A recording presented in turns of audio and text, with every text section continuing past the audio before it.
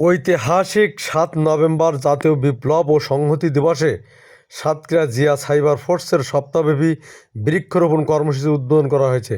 আশাশুনি উপজেলা সাইবার ফোর্সের আয়োজনে সংগঠনের আহ্বায়ক সর্দার আরিফুল ইসলাম মিঠুন এবং সদস্য সচিব আফজাল হোসেনের সার্বিক তত্ত্বাবধানে প্রথম দিন কুল্লা ইউনিয়নের বিভিন্ন মসজিদ, মাদ্রাসা ও এতিমখানায় ফলজ, বনজ ও ঔষধি বৃক্ষরোপণ করা হয়।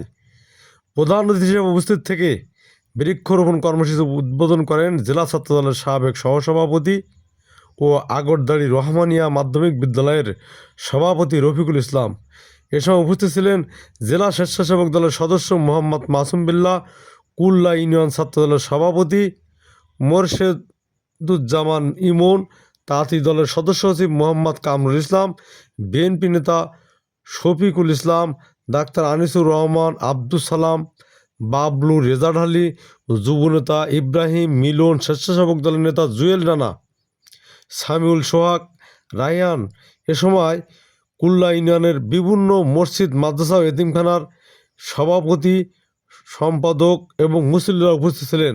বৃক্ষরোপণ কাজে সহযোগিতা করেন জিয়া সাইবার ফোর্সের কুল্লা ইউনিয়নের নেতৃবৃন্দ।